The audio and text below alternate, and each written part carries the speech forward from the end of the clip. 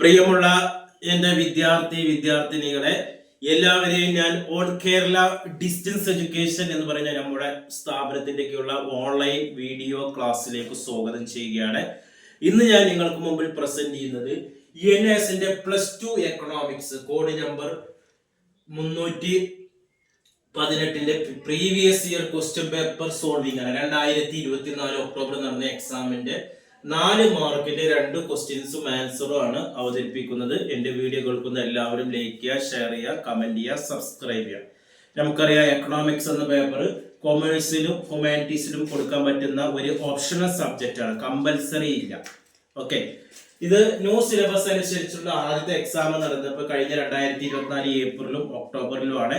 അതേ മോഡൽ തന്നെയാണ് നമുക്ക് 2025-26 ഈ എക്സാം നടക്കുന്നത്. ക്വസ്റ്റ്യൻ പേപ്പറിന്റെ പുതിയ പാറ്റേൺ അനുസരിച്ച് കൂടുതൽ ക്വസ്റ്റ്യൻസ് ഉൾപ്പെടുത്തിയിട്ടുണ്ടാവും. സിലബസ് വെട്ടിച്ചുരുക്കി 60%, മൊത്തം 2 ടെക്സ്റ്റ് ബുക്കാണ്. 2 ടെക്സ്റ്റ് ബുക്ക് മുമ്പാണ് 60% മാത്രം കവർ ചെയ്താൽ മതി. അതിൽ തന്നെ ഏറ്റവും കൂടുതൽ പഠിക്കാനുള്ള 2ാമത്തെ ടെക്സ്റ്റ് ബുക്കിലാണ്. ഫസ്റ്റ് ടെക്സ്റ്റ് ബുക്കിൽ വെറും 4 ചാപ്റ്റർ, അതിന്റെ അവസാനത്തെ ഫസ്റ്റ് ടെക്സ്റ്റ് ബുക്കിന്റെ അവസാനത്തെ 4 ചാപ്റ്റർ മാത്രമേ നിങ്ങൾക്ക് പഠിക്കാനുള്ളൂ.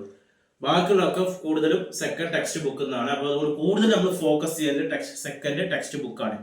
പിന്നെ ഗൈഡ് മാത്രം നമ്മൾ ഈ സബ്ജക്ട്, മറ്റുള്ള സബ്ജക്റ്റ് ഒക്കെ എന്ന് പറയുമ്പോൾ നമുക്ക് ഗൈഡ് മാത്രം ഫോളോ ചെയ്താലും പാസ്സാകാൻ മാർക്ക് കിട്ടും. ഇവിടെ അതല്ല, ഇതൊരു പ്രോബ്ലം പേപ്പർ ആയതുകൊണ്ട് ഗൈഡിൽ നമുക്ക് കൂടുതൽ തിയറി ക്വസ്റ്റ്യൻസ് ആണ് ഉൾപ്പെടുത്തിയിട്ടുള്ളത്. പ്രോബ്ലം റിലേറ്റഡ് ആയിട്ടുള്ള ക്വസ്റ്റ്യൻസും അതേപോലെ തന്നെ ഒബ്ജക്റ്റീവ് ആയിട്ടുള്ള മൾട്ടിപ്പിൾ ചോയ്സ് ക്വസ്റ്റ്യൻസിനും ഒക്കെ ആൻസർ കിട്ടണമെങ്കിൽ നന്നായിട്ട് ടെക്സ്റ്റ് ബുക്ക് നിങ്ങൾ റെഫർ ചെയ്യണം. ടെക്സ്റ്റ് ബുക്ക് കിട്ടാത്തവരാണെങ്കിൽ നിങ്ങൾ NISന്റെ സൈറ്റിൽ NIS online course of material അടിച്ച് അതിൽ സീരിയസ് സെക്കൻഡിൽ പോയി കഴിഞ്ഞാൽ +2ന്റെ എല്ലാ സബ്ജക്റ്റിന്റെയും നമുക്ക് സ്റ്റഡി മെറ്റീരിയൽ അവൈലബിൾ ആണ്. ക്വസ്റ്റ്യൻസ് നമുക്ക് ഇംഗ്ലീഷിലാണ് വരുന്നത്. മലയാളത്തിൽ എക്സാം എഴുതുന്നവർക്കും ഇംഗ്ലീഷിലും എഴുതുന്നവർക്കും ക്വസ്റ്റ്യൻസ് ഇംഗ്ലീഷിലാണ്. അതുകൊണ്ടാണ് ഞാൻ ബോർഡിൽ ക്വസ്റ്റ്യൻസ് ഇംഗ്ലീഷിൽ എഴുതി അതിന്റെ ആൻസർ മലയാളത്തിൽ പറയുന്നത്. ഇന്ന് നമ്മൾ ഒരു തിയറി ക്വസ്റ്റ്യൻസും ഒരു പ്രോബ്ലം ക്വസ്റ്റ്യൻസ് ആണ് അവതരിപ്പിക്കുന്നത്. ഇതിന്റെ മുമ്പത്തെ വീഡിയോയിൽ നമ്മൾ 5 മാർക്കിന്റെ 4 മാർക്കിന്റെ ഒക്കെ അവതരിപ്പിച്ചിട്ടുണ്ട്.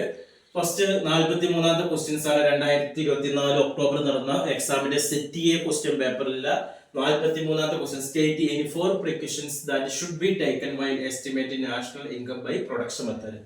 നമുക്കറിയാം ദേശീയ വരുമാനം കണക്കാക്കാൻ പല രീതിയിലുള്ള മെത്തേഡുകളുണ്ട്. പ്രൊഡക്ഷൻ മെത്തേഡിന് വേറൊരു പേരാണ് വാല്യൂ ആഡഡ് മെത്തേഡ്, ഉൽപ്പന്ന രീതി. പിന്നെ പറയുന്നത് എക്സ്പെൻഡിച്ചർ മെത്തേഡ് ഉണ്ട്, ചെലവ് രീതി. പിന്നെ ഇൻകം മെത്തേഡ്, വരുമാന രീതി. ഇങ്ങനെ 3 രീതികളാണ് ദേശീയ വരുമാനം കണ്ടുപിടിക്കാനുള്ളത്.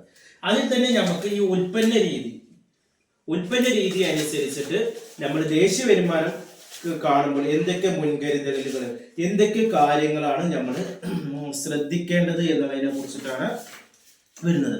അപ്പൊ ഈ ദേശീയ വരുമാനവുമായി ബന്ധപ്പെട്ട ചാപ്റ്റർ നമുക്ക് 25ാമത്തെ ചാപ്റ്ററാണ്.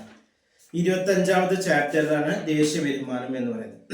അതിൽ തന്നെ നമുക്ക് ഗൈഡ് എടുക്കുകയാണെങ്കിൽ അതിന് 255ാമത്തെ പേജിലെ ലാസ്റ്റ് ഭാഗത്ത് കാണുന്നുണ്ട് ദേശീയ വരുമാനം കണക്കാക്കുന്ന കൂട്ടിച്ചേർത്ത മൂല്യ സമ്പ്രദായം. അതാണ് ഉൽപ്പന്ന രീതി. അത് എന്തെല്ലാം മുൻകരുതലുകൾ എന്ന് പറഞ്ഞാൽ, ഒന്ന് പറയുന്നത് സ്വയം ഉപഭോഗത്തിനായിട്ടുള്ള ഉൽപാദനം അവിടെ നടക്കണം. സ്വയം ഉപഭോഗത്തിനായിട്ടുള്ള ഉൽപാദനം, സെൽഫ് കൺസപ്ഷൻ എന്ന് പറയും. പിന്നെ സ്ഥിരം ആസ്തികളുടെ തനത് കണക്കുകളിലുള്ള ഉൽപാദനം, ഓൺ അക്കൗണ്ട് പ്രൊഡക്ഷൻ വേണം. പിന്നെ ഉടമസ്ഥർ തന്നെ താമസിക്കുന്ന വീടുകളുടെ ചുമത്തപ്പെട്ട വാടക, അതായത് തന്റെ വീടുകൾ വാടകയ്ക്ക് കൊടുത്താൽ കിട്ടുമായിരുന്ന വാടക, അതുപോലെ താഴെ കാണുന്ന ഇനങ്ങളുടെ മൂല്യം ഒഴിവാക്കണം. എന്തൊക്കെയാണ് ശ്രദ്ധിക്കേണ്ടത്? വാങ്ങുകയും വിൽക്കുകയും ചെയ്ത പഴയ വസ്തുക്കൾ ഉണ്ടാവും, അതിന്റെ മൂല്യം നമ്മൾ ഒഴിവാക്കണം. വീട്ടമ്മമാരുടെ സേവനങ്ങൾ, പ്രത്യേകം മനസ്സിണങ്ങിയ പ്രവർത്തികൾ, ഇതിന്റെയൊക്കെ മൂല്യം നമ്മൾ പ്രത്യേകിച്ച് ഒഴിവാക്കിയാലാണ് ഈ ഉൽപ്പന്ന രീതിയിൽ ദേശീയ വരുമാനം കണക്കാക്കാൻ പറ്റുള്ളൂ. 4 മാർക്കിന് ഇത്രയാണ് എഴുതാറ്.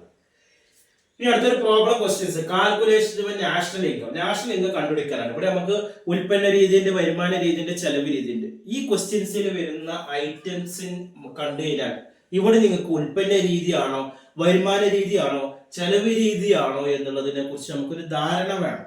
അതിനനുസരിച്ചിട്ടാണ് നമ്മൾ ഇക്വേഷൻ പ്രയോഗിക്കേണ്ടത്. ഓക്കെ, അപ്പൊ നമ്മളിവിടെ ദേശീയ വരുമാനം കണ്ടുപിടിക്കാനുള്ള ഇക്വേഷൻസ് നമ്മൾ ഇവിടെ എഴുതിയിട്ടുണ്ട്. NDPFC ആണ്, net domestic product at factor എന്നാണ് ഫാക്ടർ കോസ്റ്റ് അതാണ് ഫസ്റ്റ് നമ്മൾ കണ്ടുപിടിക്കണം. Net domestic product at. അപ്പൊ ദേശീയ വരുമാനം കണ്ടുപിടിക്കുന്നതിന് മുമ്പ് നമുക്ക് ആദ്യം എന്ത് വേണം? നെറ്റ് ഡൊമസ്റ്റിക് പ്രൊഡക്റ്റ് എന്താണ് ഫാക്ടർ കോസ്റ്റ് വേണം. അപ്പൊ അതിലേക്ക് എന്തെല്ലാം ഐറ്റംസ് നമ്മൾ ഉൾപ്പെടുത്തണം. ഇപ്പൊ ഇതിൽ ഓരോ ഐറ്റങ്ങൾ എടുക്കുമ്പോൾ നമ്മളത് ടിക്ക് മാർക്ക് ഇട്ട് വെക്കാം എന്നതാണ്. ഇതിൽ ഫസ്റ്റ് ആയിട്ട് ഇൻട്രസ്റ്റ് ആണ്. ഇൻട്രസ്റ്റ് നമ്മൾ എടുക്കുന്നുണ്ട്, അപ്പൊ അത് ടിക്ക് ഇടുന്നുണ്ട്. ഇൻട്രസ്റ്റ് എത്ര? 100. അപ്പൊ 100 പ്ലസ് പിന്നെ നമുക്ക് വേജ് ആൻഡ് സാലറി നമുക്ക് എതിക്ക് എടുക്കാം. Net domestic product factory cost ഒക്കെ എടുക്കാം. എത്ര? 900 പ്ലസ് അടുത്ത നമുക്ക് വേണ്ടത് കോമ്പൻസേഷൻ ഓഫ് എംപ്ലോയീസ് ആണ്. കോമ്പൻസേഷൻ ഓഫ് എംപ്ലോയീസ്, എംപ്ലോയീസിന്റെ കോമ്പൻസേഷൻ വരുന്നുണ്ടോ നോക്കണം കേട്ടോ. കോമ്പൻസേഷൻസ് ഓഫ് എംപ്ലോയീസ് ഉണ്ട്. എംപ്ലോയി കോൺട്രിബ്യൂഷൻ ടു ഫിക്സഡ് കോസ്റ്റും ഉണ്ട്.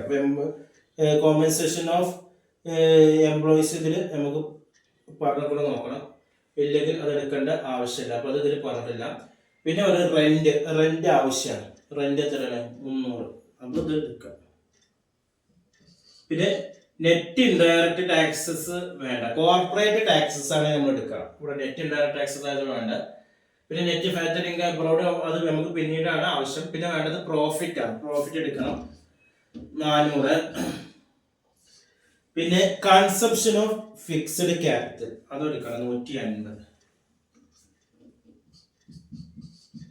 പിന്നെ എംപ്ലോയി കോൺട്രിബ്യൂഷൻ എന്തെങ്കിലും ഉണ്ടെങ്കിൽ എംപ്ലോയി കോൺട്രിബ്യൂഷൻ സോഷ്യൽ സെക്യൂരിറ്റിക്കുള്ള ഒരു 150 കൂടി ഇതിൽ പറഞ്ഞിട്ടുണ്ട്.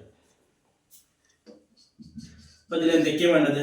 ദേശീയ വരുമാനം കണ്ടുപിടിക്കുമ്പോൾ നമ്മള് ഇത്രയും ഐറ്റങ്ങൾ തന്നത് കൊണ്ട് ഇവിടെ ആദ്യം കണ്ടുപിടിക്കുക net domestic product factor cost ആണ്. അതിക്ക് വേണ്ടത് interest plus wage and salary plus rent plus profit plus consumption of fixed capital plus employee contribution ആണ്. ഇത് ആഡ് ചെയ്യാം. അപ്പൊ 900, 100, 1000, 1300, 1700, 2000 രൂപ.